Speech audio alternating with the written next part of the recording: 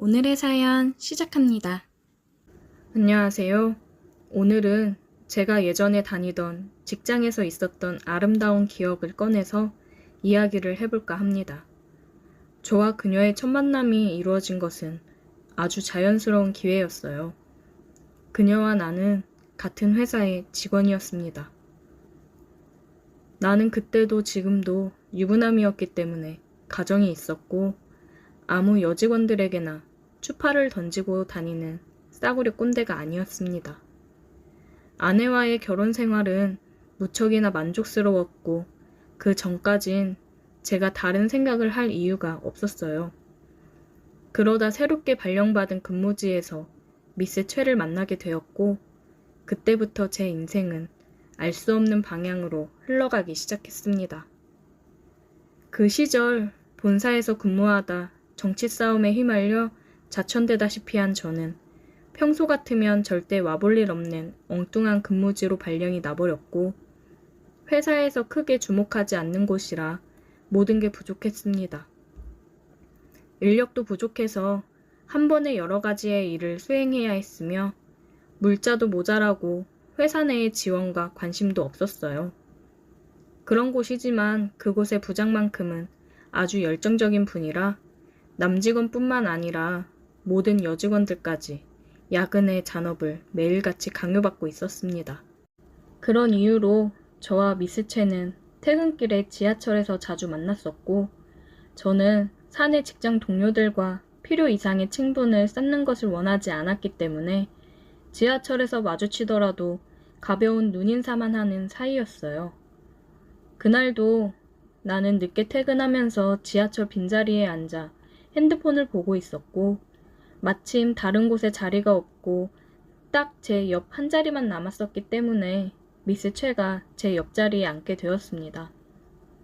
따로 떨어져서 가면 모를까 옆자리에 나란히 앉아 모른 척할 수는 없어서 서로 이야기를 하며 가게 되었는데 그녀가 저와 같은 동네에 살고 있다는 걸 알게 되었어요. 같은 지하철역에서 내려 서로 다른 출구로 나가기 위해 움직이고 있었는데 갑자기 그녀가 내게로 다가오면서 매우 어려운 표정으로 무언가를 말하기 위해 머뭇머뭇 거리는 것이 보였어요.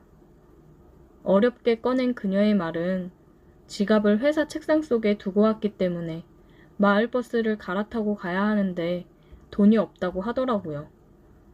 버스비를 꿔달라는 말에 저는 흔쾌히 돈을 빌려주었고 그녀는 제게 고마워하며 다음번에 꼭 갚겠다는 말을 했습니다. 그리고 다음날 회사에서 그녀가 제게 작고 귀여운 편지지 안에 어제 빌려간 돈을 넣어서 돌려주었고 작은 쪽지도 한 장 들어있었어요. 돈 빌려줘서 너무 고마웠고 빌린 돈의 이자를 갚는 의미에서 커피를 한 잔 사고 싶다는 말이었습니다. 나 또한 매우 오랜만에 제게 관심을 보이는 여자라서 호기심이 들었습니다. 퇴근길에 나를 기다리고 있는 그녀를 따라서 들어간 카페는 겉에서 보는 것과는 다르게 매우 고상한 장식과 손님마다 개별적으로 막혀있는 공간이더라고요. 밖에서는 안에 있는 사람들이 뭘 하는지 자세히 볼 수 없는 곳이었어요. 우리는 커피를 한 잔씩 주문하고 자리에 앉았고 뭔가 폐쇄되어 있는 공간이 주는 느낌에 묘한 기분이 들었습니다. 그녀는 일찍 퇴근하는 날이면 이곳에 들러서 커피 한 잔을 시켜놓고 혼자 1시간 정도 멍하니 생각을 정리하다 가는 곳이라고 했고 과연 그도 그럴 것이 커피며 분위기며 너무 좋더라고요. 아내와 결혼하기 전엔 이런 예쁜 곳을 찾아다니며 데이트를 했었는데 새로운 사람과 낯선 곳에 있으니 마음이 들뜨기 시작했어요. 처음으로 그녀의 얼굴을 정면으로 바라보며 이야기를 나누었는데 비록 약간 어두운 곳에서 보는 그녀의 얼굴이었지만 회사에서 볼 때보다 훨씬 아름답고 묘한 분위기가 있는 미인이었습니다. 나와는 10살 이상의 나이 차이가 났기 때문에 그녀는 제게 매우 공손하게 존칭어를 사용하면서 깍듯하게 대했고 나 또한 한 사람의 여자라기보다는 부하 직원으로서 그녀를 존중하며 대화를 나누었어요. 그날은 정말 모처럼 즐겁게 커피를 마시며 대화를 나누었고 1시간 정도의 데이트 아닌 데이트를 마치고 둘이 함께 지하철을 타고 퇴근을 했습니다. 이러한 만남이 여기서 끝난 것이 아니라 이것이 우리 둘의 관계를 시작하는 계기가 될 것이라고는 서로 생각도 하지 못했습니다. 이때 이후로 야근 없이 일찍 퇴근하는 날에는 종종 미세 채와 만나 카페에 들러서 커피를 마시는 날이 많아졌고 그녀 또한 나와의 대화를 통해 자기 또래들보다 성숙하고 안락한 분위기가 좋다는 말로 내게 관심을 표현하고 좋은 관계를 유지하게 되었어요. 저는 점점 그녀의 미소와 매력에 빠져들어갔고 그녀조차도 제게서 중년 남성의 여유와 포근함이 매력적이라고 말을 했습니다.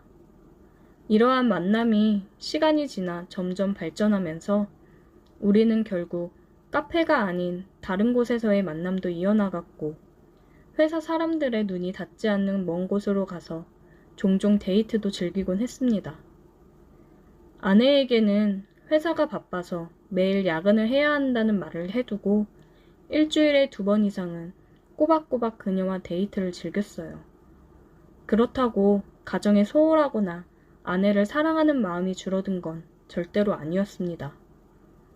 아내와는 항상 원만한 관계를 유지하였으며 아내의 존재라는 건 제게 정서적인 안정감을 주었어요. 미스 최는 시간이 갈수록 점점 저와의 만남을 더 많이 요구했고 결국 어느 날은 회사에서 남들의 눈을 피해 제게 안겨 울기까지 했습니다. 저도 처음에는 어린 나이에 순수한 감정에서 그런 건가 하고 생각했지만 그녀의 행동이나 대화 내용으로 미루어 봤을 때 그녀가 나를 생각하는 감정이 심각한 수준이라는 것을 알게 되었어요.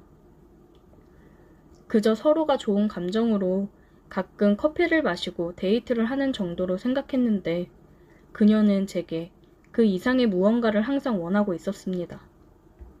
하지만 저는 가정을 포기할 생각은 전혀 없었기 때문에 미스 최가 원하는 것을 절대로 들어줄 수 없었어요. 그녀를 타이르고 정신 차리라고 아무리 이야기해봤자 소용이 없었고 이대로 가다가는 우리 관계의 끝은 파멸뿐이었습니다. 점점 그녀가 무서워지기 시작했고 저는 회사의 다른 부서로 보내달라고 매일같이 요구하기 시작했어요.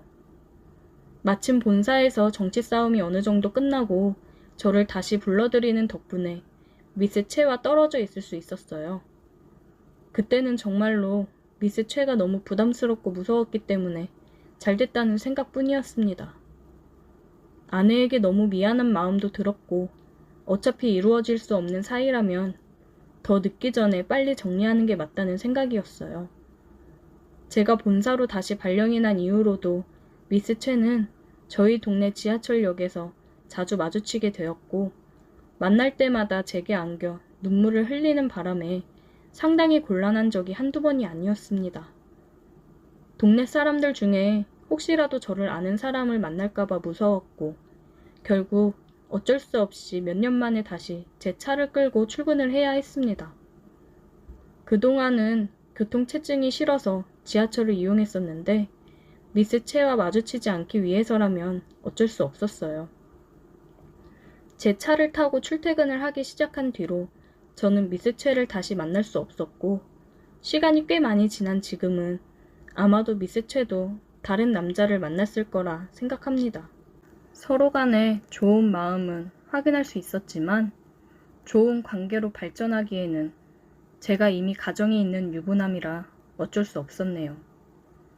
그 뒤로 지금까지 열심히 회사 생활을 하고 있고 다른 어떤 여직원과도 사적인 대화를 절대로 나누지 않고 있습니다. 한번 사적으로 만남을 갖고 커피를 마시고 데이트도 해보았더니 잘못 걸렸다가는 제 인생이 정말 큰일 날 것 같았어요. 아내한테 들키기라도 했다가는 생각도 하긴 싫은 끔찍한 일이 벌어질 것 같았습니다.